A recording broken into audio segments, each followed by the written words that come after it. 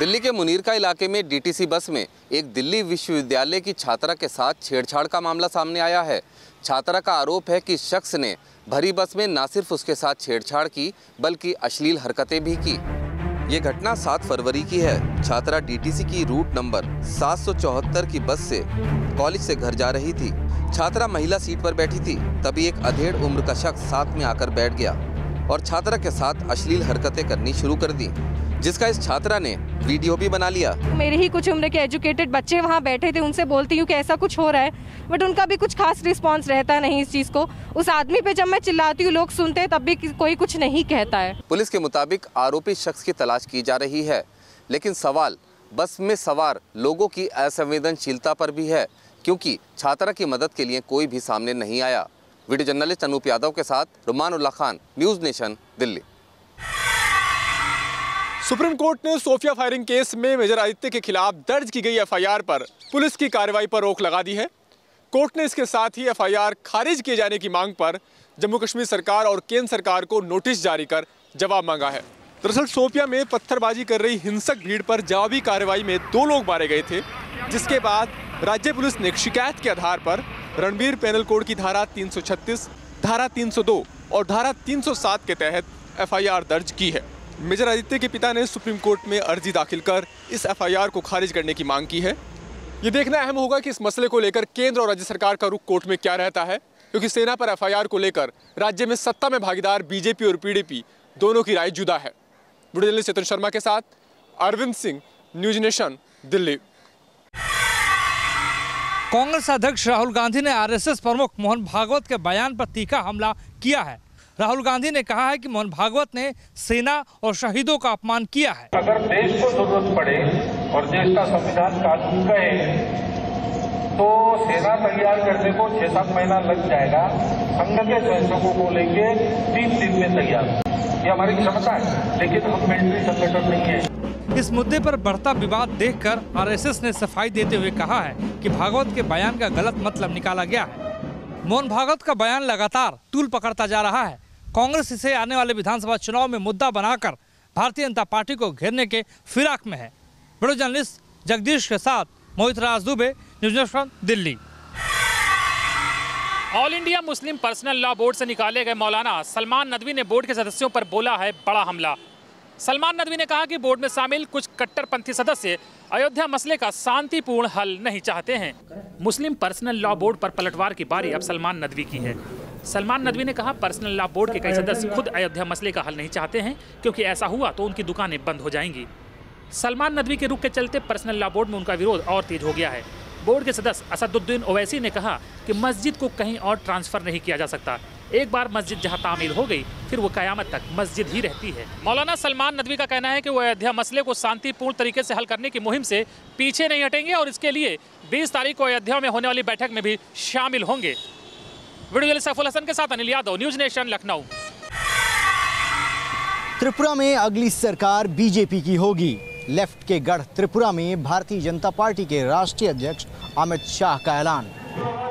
18 फरवरी को त्रिपुरा में विधानसभा चुनाव के लिए मतदान होगा। इस बार के चुनाव में बीजेपी और लेफ्ट की सीधी टक्कर है।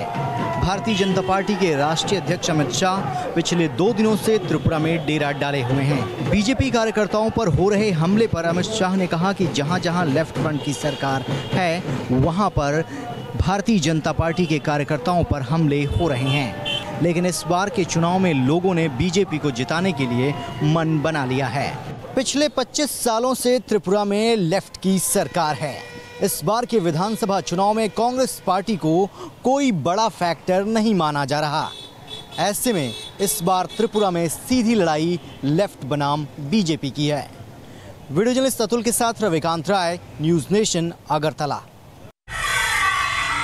मुख्यमंत्री वसुंधरा राजे ने अपने कार्यकाल का आखिरी बजट पेश किया। किसान केंद्रित इस बजट में युवाओं, किसानों, महिलाओं और सरकारी कर्मचारियों को भी खुश करने का प्रयास किया गया। विधानसभा में विपक्ष के हंगामे के बीच बजट में युवाओं को आकर्षित करने की कोशिश करते हुए सीएम राजे ने कहा कि प्रदेश में 1 लाख रोजगार के नए अवसर पैदा होंगे। सीएम राजे ने जहां किसानों के लिए 50,000 रुपये तक का ऋण माफ किया, वहीं शिक्षा के क्षेत्र में 77,000 से अधिक पदों पर भर्ती का ऐलान किया। इस दौरान सीएम राजे ने प्रदेश के बुजुर्गों को बड़ी राहत देते हुए 80 वर्ष से अधिक उम्र के लोगों के लिए रोडवेज में फ्री सफर की घोषणा की है। मुख्यमंत्री वसुंधरा राजे ने अपने आखिरी बजट में भले ही सभी वर्गों को खुश करने का प्रयास किया हो, मगर विपक्ष ने इस बजट को महज चुनावी बजट करार देते हुए जनता के साथ छलावा बताया है। खैर, सबसे बड़ा सवाल यही है, इन तमाम लोक लुभावनी बजट घोषणाओं को आखिर सरकार 8 महीने में कैसे पूरा करेगी। वीडियो जर्नलिस्ट महेश शर्मा के साथ लाल सिंह फौजदार, न्यूज नेशन, जयपुर। अपने 3 दिवसीय यात्रा के अंतिम चरण में पीएम मोदी ओमान के मस्कट में स्थित प्राचीन शिव मंदिर भी गए और पूजा अर्चना की। पीएम मोदी ने वहां के प्रसिद्ध मस्जिद का भी दौरा किया। प्रधानमंत्री मोदी ने जिस मंदिर में दर्शन और पूजा अर्चना की, वो मंदिर 200 साल पुराना है। इसके बाद वो यहाँ की सबसे बड़ी और मशहूर सुल्तान कबूस मस्जिद भी गए। इससे पहले पीएम ने यहाँ डिप्टी पीएम सैयद असद बिन अल सईद और बड़े बिजनेस सीईओ से मुलाकात की।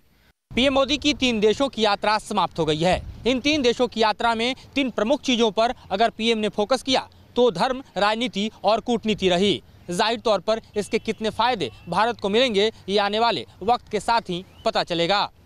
ब्यूरो राकेश रावत के साथ मधुरेंद्र कुमार, न्यूज नेशन, दिल्ली। करीब 2 महीने से लगातार ड्राई चल रहे मौसम से जम्मू कश्मीर के लोगों को निजात मिली है। आज देर रात से ही जम्मू और कश्मीर दोनों ही जगह लगातार बारिश और बर्फबारी हो रही है। मौसम विभाग ने देश की दूसरी जगहों की तरह जम्मू कश्मीर में 11 और 12 फरवरी को बारिश और बर्फबारी की भविष्यवाणी की थी, जिसके बाद देर रात से ही पूरे कश्मीर के अलावा जम्मू के पहाड़ी इलाकों में बर्फबारी हो रही है। साथ ही जम्मू और आसपास के इलाकों में बारिश हो रही है। इसके साथ ही जम्मू के बानिहाल में हो रही बर्फबारी के बाद जोहार टनल को भी बंद करना पड़ा है, जिसके बाद प्रशासन ने जम्मू श्रीनगर नेशनल हाईवे को भी बंद कर दिया है।